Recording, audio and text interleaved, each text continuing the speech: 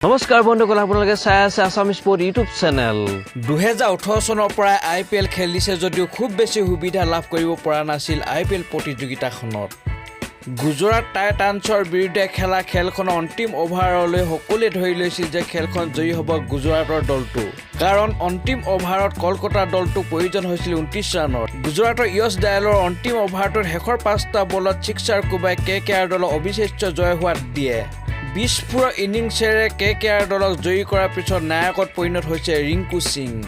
আইপিএলৰ গেলেমাৰ বয়ত পৰিণত হিদিনালৈকে অক্ষৰ উত্তৰ প্ৰদেশৰ ৰিংকু সিঙৰ পিতৃ আলিগড়ৰ এজন LPG ডেলিভাৰী মেন ভাতৃ অটো চালক নৱম শ্ৰেণীলৈ পঢ়া শুনা কৰাৰ পিছত শিক্ষা অন্ত পেলাই ৰিংকুৱে উপাৰ্জনৰ বাবে সাফাই কৰ্মী কামো কৰিবলৈ বাধ্য হৈছিল ৰিংকু সিং ৰিংকুৰ পিতৃয়ে পুত্ৰৰ ক্ৰিকেট খেলাটো বিচৰা নাছিল কিন্তু ৰিংকুৰ মাতৃয়ে সমৰ্থন কৰিছিল প্ৰথমবাৰ ৰিংকুৱে যেতিয়া কানপুৰ এখন টুৰ্ণামেণ্ট খেলিবলৈ গৈছিল তেতিয়া মাতৃয়ে 1000 টকা ধাৰ কৰি আনি দিছিল ৰিংকুক 2017 আইপিএলত দলত লৈছিল পঞ্জাৱ কিংছে 10 লাখ টকাত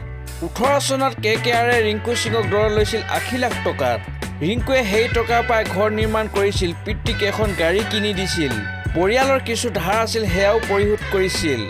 2018 ৰিংকু সিঙৰ আইপিএলৰ ভিত্তি মূল্য 80 লাখ টকা আছিল যদিও 2022ত সেই মূল্য হ্ৰাস পাই 55 লাখ টকালৈ